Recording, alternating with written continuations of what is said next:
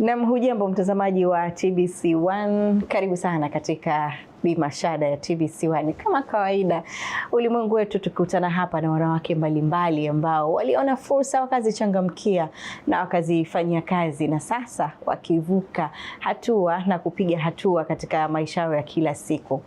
Unaweza ukasema natarajia kusafiri? Hapana, hii ni kadi. Unaweza ukapewa kama mwaliko kwa ajili ya kuhudhuria sherehe mbalimbali. Ni utaalamu ambao mwanamke ameuona, akaona tusiishi tu kwenye kupeana zile kadi za kawaida ambazo wakati ule tulikuwa tunapeana. Kuna aina tofauti tofauti. Ilikuwaje safari ya miaka 7 mpaka kufika hapa alipofika? Na mimi natamani sana kufahamu mengi kuhusiana na safari ya yule ambaye tumemtembelea katika siku ya leo ndani ya Bi Mashada. Mwenyeji wako kama kawaida ni mimi Shamim Mlacha, nikukaribisha tuianze safari ya kumfahamu na kumsikiliza Bi Mashada wetu wa siku ya leo. Karibu.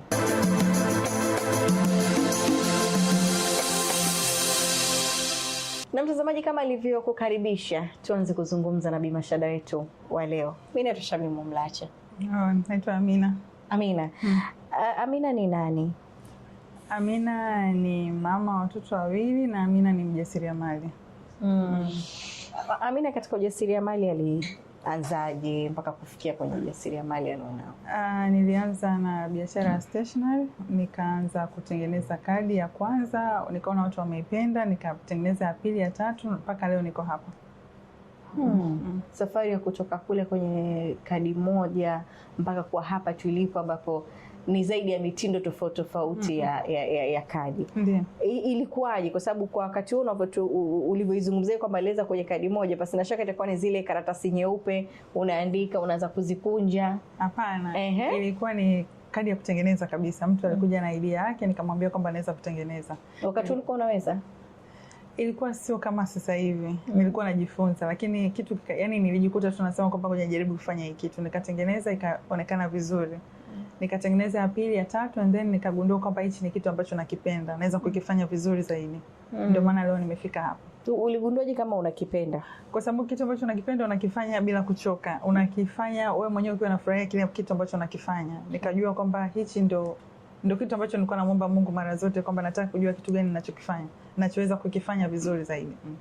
Uliwezaje kugundua kama hiki naweza kukifanya vizuri na ukajikabidhi kwa ajili ya zile comments za watu kwamba unafanya vizuri, lakini pia kupata wateja frequently, ilikuwa wateja wanaongezeka, nikajua kwamba hichi kitu nakifanya vizuri. Safari ya kutoka kwenye kadi moja kupata maoni ya watu kwa wakati huo ilikuwaje? Kwangu nilianza kuona kama nimeanza kupata mafanikio, kwa sababu nakumbuka enzi hizo ndo Instagram, nilianza kujifunza kutumia Instagram. Vile watu walipokuwa wananipigia simu, nikaanza kujua kwamba watu wanaweza kuelewa kile ninachokifanya, na kila kadi chini nilikuwa naweka namba ya simu. Kwa hiyo nilipokuwa napigiwa simu, nikaanza kusema hichi kitu nakiweza. Nikaanza kujifunza zaidi, nikaanza kutafuta materials, wapi material yanapatikana. Baadaye niliposogea zaidi sasa, nikasema nitengeneze It's All About Cards. Nikawa nauza cards peke yake. Nikaanza kwenda China kwenye viwanda vya wanapotengeneza kadi. Ndio mpaka leo niko hapa. Huo moyo tunautaka Amina, yani kutoka stationery mpaka kuona sasa nataka hiki ndo, kwanza hapo kujitafuta mpaka kujipata kuona hiki ndo ninachokitaka na nahitaji kukipata kwa namna yoyote ile, mpaka sasa kwenda kuyatafuta material huko China. Ilikuwaje ili kwa yule ambaye pengine ana ndoto yake anatamani kuifikia, anaweza kuifikia? Kwanza nilikuwa najiamini mimi mwenyewe, lakini pia ile impression ya wateja kuwa wanakuja frequently, yani kwa wiki labda nilikuwa napata mteja mmoja, wakaja 2, 3, 4, 5. Hapo ndio nilipojua kwamba hichi kitu natakiwa nikichukulie serious, ni kitu ambacho nakiweza. Kwa hapo nikaanza kujifunza namna ya kuweza kufanya vizuri zaidi. Nikaangalia labda video YouTube, na bado still nikikaa na karatasi mwenyewe nasema hii naifanyaje, nageuza hivi natokea. Lakini pia nilianza kuona watu wanaiga mitindo yangu, watu wenye stationery zingine wakaanza kuchukua kama hichi kitu ni serious. Hapo ndio nilipojua kwamba this is what natakiwa kufanya. Amina, wakati huo alikuwaje? Wakati sasa ndo ameingia kwenye stationery mpaka kujipata kwamba mimi naweza nikawa mbobevu au ni mzuri sana kwenye kutengeneza kadi. Kitu cha kwanza, kwa sababu namwamini Mwenyezi Mungu na nilikuwa naamini kwenye kile kitu ambacho nakifanya, nilikuwa naamini kwamba nitafika mbali kwenye kazi kama nitaichukulia serious. Kwamba kazi yoyote unaweza mtu akaona kama hii kazi yani mtu achukuli serious, lakini nikaona kama nikifanya vizuri naweza kufika mbali. kabla ya kuwa kwenye stationery, yani kuna ka story hapa nakaona, kwa sababu ulianza kwenye stationery.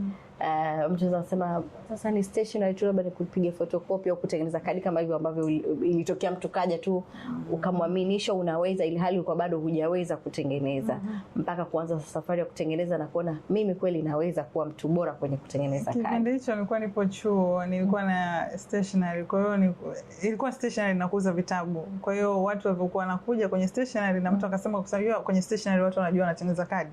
Kwa hiyo na mimi ndipo hapo nilipoanzia. Mimi kuna mabinti ambao wako shuleni kwa sasa, vyuoni ama hata uko shuleni. Ulikuwa chuo na una stationery. Kuna ambao wako shuleni sasa hivi wanasubiri wamalize shule wakaajiriwe. Uliwezaje kupiga miguu yote hapo wakati huo? Kwa wanafunzi naweza kuambia kwamba unaweza kuwa na ile side hustle, kwamba una kitu kingine ambacho kinaweza kuwa kinakuongezea kipato. Nafikiri ilikuwa hivyo, ilianza kwa njia hiyo.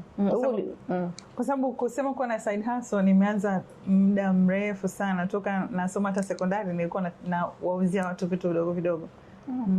Tunataka ujasiri, yani kuwauziaje, yani ilikuwaje? Kwa sababu kuwa ujasiri wa kuuzia vitu, kwa sababu mamangu pia alikuwa anafanya biashara. Kwa hiyo toka nakuwa nimekuwa kwenye nyumba ambayo inafanya biashara. Kwa hiyo mpaka kukua na mpaka leo niko hapa, sio kitu cha ajabu, ni kwa sababu ni kitu ambacho nimekichukua kutoka kwa mamangu. Kwa muktadha huu Amina, malezi yamekuwa sehemu ya kukujenga wewe kwa 100%. Malezi alikuwaje pale nyumbani kwa wewe? Mamangu alikuwa anafanya biashara, alikuwa anapika keki, anashona nguo. Kwa hiyo toka nakuwa nilikuwa naona ilikuwa lazima tufanye. Kwa hiyo toka nakuwa nilikuwa najua kwamba nafikiri nilipenda biashara kwa sababu ya mama alivyokuwa anafanya.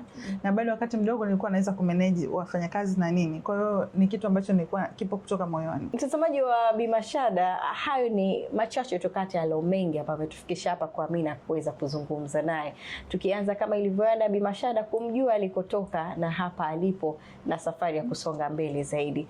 Amina sasa ni yule ambaye anabadilisha karatasi kuwa hivi lilivyo sasa. Tuzungumzie safari hii, na humu ndani nikiangalia naona vitu tofauti. Hayo mawazo ya kuwa na hivi vitu tofauti, aina tofauti. Ni shule ama ni nini? Kwa sababu nilikuwa nauza kadi, watu wakawa wanauliza kuna souvenir. Souvenir ni zile zawadi watu wanapewa kwenye masherehe. Nikaona kwamba pia naweza nikaongeza nikaongeza thamani kwenye kazi yangu. Alafu watu wakawa wanataka labda maboksi ya zawadi, wakawa wanataka kuremba champagne. Kwa hiyo nikajikuta nimeingia basically kwenye event stationery. Na hatutengenezi kadi kwa ajili ya harusi tu. Sherehe za taasisi mbalimbali, misiba, sherehe aina yote tunaweza kuhitaji kadi. Sio kadi tu, labda itahitaji kitu chochote, labda printings, zile bana, vitu vyote ambavyo vinahusika na event stationery vyote tunafanya. Ilikuja ni kwa sababu nilianza na kadi, alafu mteja akanataka na kitu kingine vyote nikasema kwa nini sivifanye. Amini hivi tunavyoviona hapa ni mikono yako na watu wako? Yes. Oho. Ubunifu unaupataje? Yani tunatamani, kwa sababu watu wengi wanafanya stationery, lakini mpaka tumekufikia na maana kuna utofauti katika kile unachokifanya. Kuna ujuzi wowote uliojiongezea katika kufikia ndoto yako hii? Na hapo ni ndoto yako hii kazi unayofanya? Ni kazi yangu. Yani unajua wakati mwingine unaweza kuwa na ndoto, labda nataka kuwa engineer, nataka kuwa doctor, nataka kuwa hivi, lakini kuna kitu kingine unaweza ukakifanya kikao unakifanya vizuri zaidi tofauti na kile ambacho ulikuwa unatarajia kukifanya. Sasa baada ya kuona kwamba naweza kufanya vizuri kwenye hii kazi, nikaona Ghana kuna shule inafundisha kuhusu hizi utengenezaji wa kadi na urembeshaji wa kadi. Nikaenda pale, nilivyoenda ile ndio ikaniongezea nguvu zaidi ya mimi kuwa huyu ambaye nazungumza na wewe. Ilikuwa miaka mingapi darasani hapo? Ilikuwa kama miezi 3 tu, nikoze muda mfupi. Kwenye kufanya hizi heka tunazozishuhudia hapa, kutoka kwenye si kadi tu ukaona uongeze thamani ya kila kitu ambacho unakifanya, upatikanaji wa material na kazi yako kwa ujumla, ni rahisi na ina ugumu kiasi gani pia? Inaweza kuwa ni rahisi au inakuwa ina ugumu kwa sababu ya material. Hapa nchini kupata material yote kidogo inakuwa ni ngumu. Hata nikiwa nimeenda China au nimeenda nchi nyingine yoyote kwenda kutafuta materials, inabidi nitumie akili sana kuangalia vile vitu ninavyovitaka mimi. Zile labda kuna urembo, unaona urembo kama huu, kupata kama hivi unakuta zingine natoa kwenye material kwenye maduka ya nguo labda. Na najaribu kuangalia nikitengeneza kitu gani kitatokea kitu kina muonekano tofauti. Kwa haya material ndio changamoto. Material inaweza kuwa changamoto, lakini sio changamoto. Nafikiri ubunifu ndio kinachotakiwa zaidi. Sasa kwenye kubuni, si ndio ulichokitengeneza ili kije sasa kwenye uhalisia, ndio si ndio kitahitaji material? Wakati mwingine naweza kuwa nabuni kutokana na material nilionayo. Nasema kwamba nataka kutengeneza hichi kitu, naangalia nikiweka hichi naona hapana, naweka hichi hivyo. Kwa sababu hata nikiwa labda nimeenda huko China wapi, kuna maduka mengine ambayo mtu mwingine afikirii kama anaweza kupata kitu, lakini nikienda napata kitu. Unajisikiaje katika hii kazi, na unaonaje vile ukiona, kwa sababu mwanzo umetuambia kuna baadhi ya kile ambacho ulichokifanya wengine ndicho wanachokitumia ukifanya katika kadi zao huko? Kwanza najisikia fahari kwa sababu nimeweza kuwafanya wakina dada na kina mama na wanaume pia hapa nchini kuamini kwamba hii ni kazi kama kazi zingine. Lakini pia ninafurahi na kuwa na proudness kwamba mimi ni Mtanzania ambaye nasafirisha sana hizi kadi kwa watu weusi wengi nchi tofauti tofauti nje, wakiamini kwamba wanatoa hizi kadi nyumbani na wengi wanazifurahia. Lakini pia nimeweza kuwapa watu wengi ajira kutokana na kufanya hii kazi. Kwangu hivyo ni vitu vizuri zaidi kwangu hivyo. Katika harakati zako hizi za mapambano na kubadilisha kabisa maisha ya ulimwengu wa kisherehe na mengine, kama hapo umetuambia msiba pia watu wanapeana kadi za mialiko, mtu analikuwa kwenda msibani. Katika shughuli zako ni tenda gani uliipata ukasema I say kweli kazi yangu inanilipa? Tenda kubwa ilikuwa ni ya serikali, nilipata nikaona kwamba nimefanya kazi. Lakini pia tenda zingine ni harusi zile kubwa kubwa, zenyewe huwa zinanifanya nione kwamba nafanya kazi. Hii ya serikali ilikuwa ni ya ukubwa, ilikuwa ni kadi au ni zawadi? Ilikuwa ni kadi nchi nzima. Mimi nataka kutuibia hata siri, ni kadi za aina gani ilikuwa? Ilikuwa ni kadi nchi nzima. Lakini kazi bado kuna watu mikoani kama huko Bukoba, Kahama wanatengeneza kadi, wanalipa vizuri. Kwa hata hapa ndani ya nchi pia kuna ambazo kando na hii ya serikali ambayo ulipata, kuna ambazo pia katika mikoani hapa ndani ya nchi, na kuna mikoa kama Kahama, Shinyanga, kule kwenye madini watu wanatengeneza kadi, wanalipa hela nzuri. Na zile za kwanza harusi au ni za kupongezana? Zinakuwa za kupongezana au za harusi hivyo.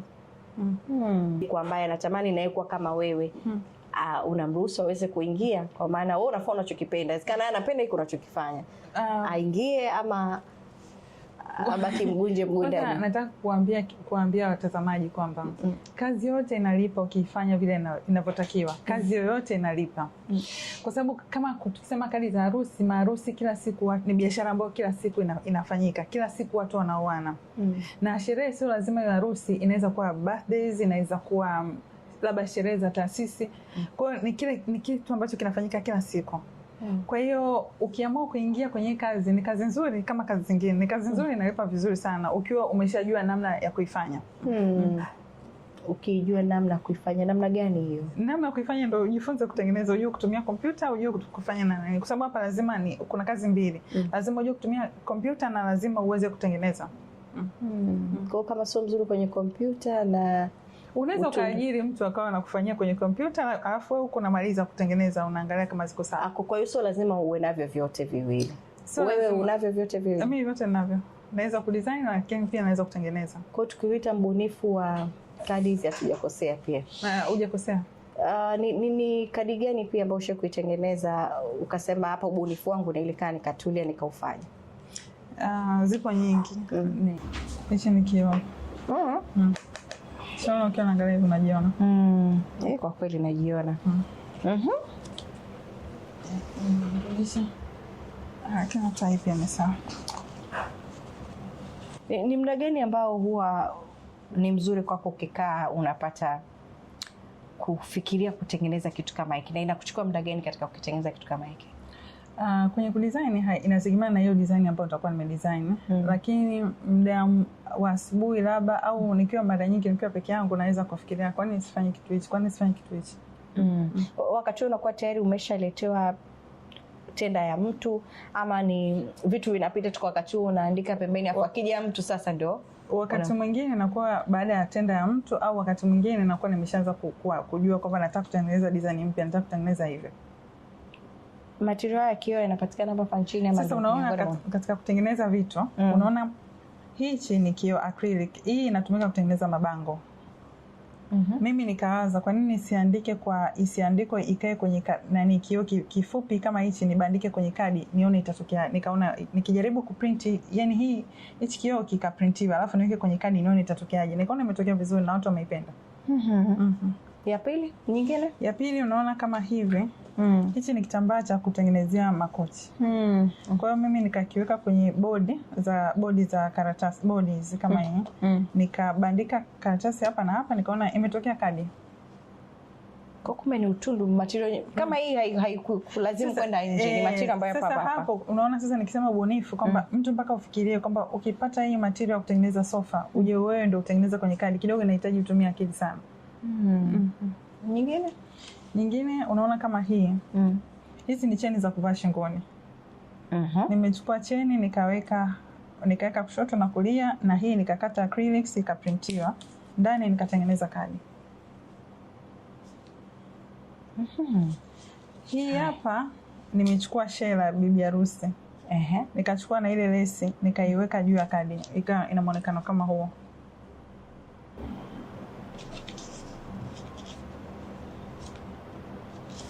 Kama mnaona lakini.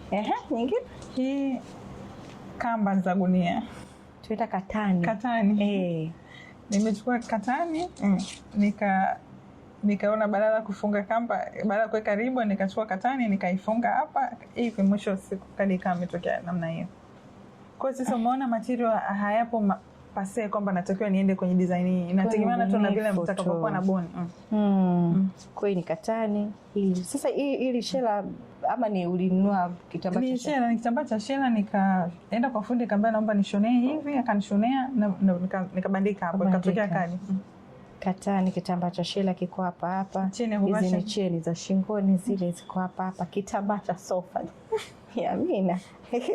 Na hiki ni kwenye mabango. Ukachukua ukatengeneza hivi. Changamoto gani zipo kwenye kazi yako? Wakati mwingine inaweza kuwa changamoto ni material, kile kitu ambacho nafikiria labda nataka kukitumia naweza nikakikosa.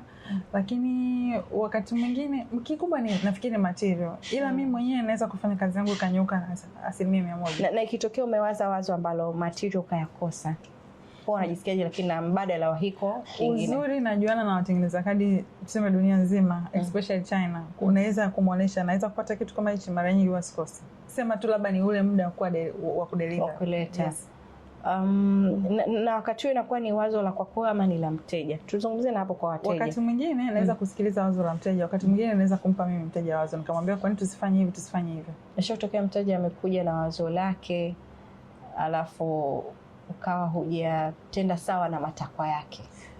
Inaweza kutokea, lakini nadra sana, lakini kwa 99% zote huwa natengeneza kama vile mteja anapotaka. Hii ni kwa sasa hivi. Kipindi cha nyuma zamani ilikuwa inatokea. Nikaa sasa nikikutana na changamoto kama hizo, kwangu nakuwa sichukulii kama inanivunja moyo, najiambia natakiwa nirekebishe kitu gani ili kitokee vizuri. Miaka mingapi upo kwenye hii kazi? Miaka 7 sasa hivi. Ambayo unajivunia nini ndani ya hii kazi yako? Najivunia kwamba kazi zangu zimeweza kujulikana, lakini kazi zangu zimeweza kuwapa ajira vijana wengi. Unafanya jumla na rejareja? Ndio, nafanya jumla na rejareja, lakini pia natengeneza na wauzia watu wenye stationery na wenyewe wanauzia wateja wao. Ndio sasa hapo ndio. Kwa hiyo kuna kadi ambazo tayari ni wazo lako lilotoa kichwani, ukaja ukakamilisha likawa hivi, alafu unamuuzia mtu. Yeye kazi yake ni kwenda kuweka jina la fulani na fulani.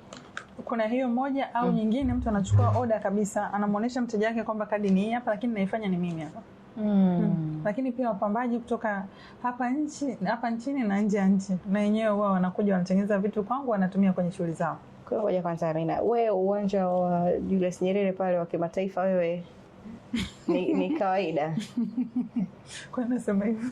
Kama ni mpaka nje nchi, na maana halitakuwa tu wazo la wewe, inawezekana unaitwa pia hata nje nchi kwa ajili ya kwenda kuwasilisha. Lakini pia nafurahi event planner ndani na nje wanaweza kuamini kwamba ukimwambia Amina afanye hivi na hivi, anaweza kufanya vile ambavyo inawezekana. Upi ubora wa kazi zako Amina? Ubora wa kazi zangu ni kwamba natumia material ya tofauti na kipekee kama haya nilokuonyesha. Kazi zangu zipo hazifanani na za watu wengine mostly. Lakini nafurahia kwamba watu wengi wanaiga kutoka kwangu, maana nafanya kazi nzuri. Utaturuhusu tupite kiwandani wala utuone ukiwa unachakarika kidogo?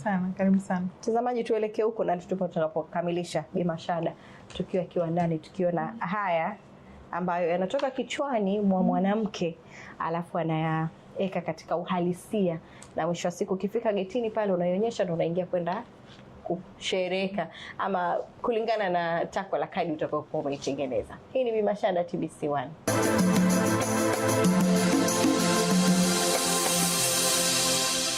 Unaona, kwa mfano kama hili ni gunia la kuwekea vitu. Mimi nimelikata, nimelisafisha, nimelikata. Nikaunganisha na karatasi kwa ndani. Kwa hiyo haya magunia unakuwa unayafuata huko yanakopatikana. Magunia unaweza kununua Kariakoo. Ndio ni kwa maana kuyafuata Kariakoo. Kwa hiyo nachukua na hili ua. Haya ni maua yaliyokaushwa. Haya maua yanatumika kama kufanya decoration ya kwenye nyumba, yanatumika kufanya decoration ya kupambia. Mimi nikachukua yamepakwa rangi, nikajumlisha yote. Unaona kama hivi. Kwa hiyo hapa nachofanya kwenye hii kadi, hiyo ni gundi sasa. Hiyo ni gundi ya umeme, gundi ya moto. Unaona kama hapa naiunganishia hapa. Nakuja nachukua, hii ni kamba ya katani ya kushonea magunia. Nachukua hii karatasi ili mtu akiwa anampa mtu kadi ajue kwamba imeandikwa inaenda kadi kwa nani, ili simchanganye. Ulimwengu sasa hivi unaenda kidijitali. Vipi kazi yako, huwa umeelekea huko? Tunafanya kazi zote, tunatengeneza kadi za digitali na kadi za kawaida. Na hizi kadi za kutengeneza na mkono. Tunafanya zote. Kwa kila muundo una tofauti. Kila muundo unategemea na material inapopatikana na muda wa kutengeneza. Kila muundo una muda wake kutengeneza. Kwa hiyo kwa mfano kwa kadi mpaka ikamilike iwe hivi ama iwe hivi. Hadi kufunga huko mnafunga wenyewe? Tunafunga wenyewe. Kadi moja inaweza unaweza kutumia muda gani katika kuikamilisha? Inategemea, na kuna kadi ambazo unaweza kutumia kwanza dakika moja. Kuna nyingine ikiwa imeshaprintiwa tu nachomeka na kwa nimemaliza. Unaona, kwa mfano kama hii hapa, hapa ishafungwa ribbon. Nachokuwa nakifanya hapa, hii kadi imeshakamilika.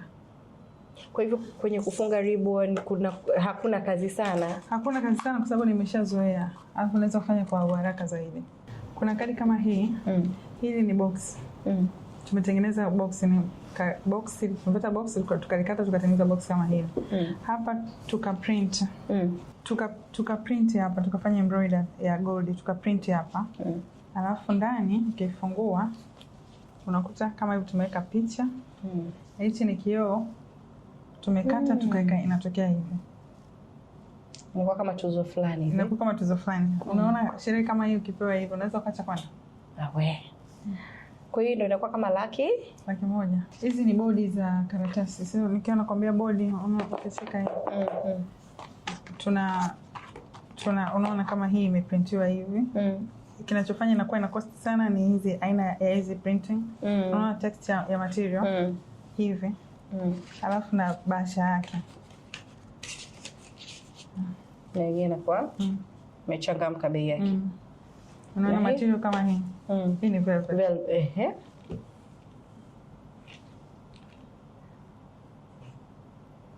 Inayo? Ndio kama hivi unaona imeprintiwa na hii gold foil. Unaona inatokea hivi. Kwa hiyo ndio inatufanya sisi material yetu yawe tofauti. Au hii tumechukua material tukaweka gunia kama hili hapo tulivyoweka, unaona gunia hili. Ndani nikaweka kadi. Na huko nyuma nikaweka gunia. Hii hapa kadi nikamilika. Watu wakija sana wanapendelea material aina gani? Kwa sababu kama hivi gunia tunasema hapa ni kitamaduni zaidi, au wanapendelea hizi za mama? Watu wanapenda kadi nzuri. Hawajalishi material yapi wanaotaka, ila wanataka kadi ambayo ina muonekano mzuri. Kwa sababu wanaona kama ukitengeneza kadi ikiwa kwa mfano kama umepewa kadi kama hii, utaacha kwenda kwenye sherehe ukaangalia. Kadi ni kitu ambacho kinamvuta mtu. Yaani ushafanya sherehe, ushaandaa kila kitu. Ukitengeneza kadi inamfanya mtu ajue kwamba anaweza kujua thamani ya sherehe yako kwa kupitia tu kwa kuangalia kadi. Shukrani sana Mina. Pengine una ujumbe wote kwa watazamaji, wanawake, serikali, wadau? kwa wanawake, wadau na serikali kwamba watu lazima waamini kwenye kile kitu wanachokifanya. Haijalishi ni kazi ya aina ipi ambayo unaifanya. Ukiifanya kwa bidii inaweza kuwa kubwa zaidi ya vile ambavyo unafikiria. Usidogoshe kazi unayoifanya. Ukifanya kwa ukubwa na yenyewe itakulipa kwa ukubwa huo huo. Ndio ujumbe ambao anatuacha nao Amina, ambaye tumemtembelea hii leo ofisini kwake, yeye akiwa miongoni mwa wale ambao waliona fursa katika utengenezaji wa kadi na akaamua kukua takriban miaka 7, na sasa anasema anaishi katika ndoto yake. Ishi katika ndoto yako kwa kuamini kile unachokifanya katika hali ya ukubwa. Naomba niweke nukta hapo, nisiongeze maneno mengi. Naitwa Shamimu Mlacha, endelea kutazama TBC1 kwa vipindi vinavyofuata. Mimi Mashada, tuweka nukta hapo kwa leo.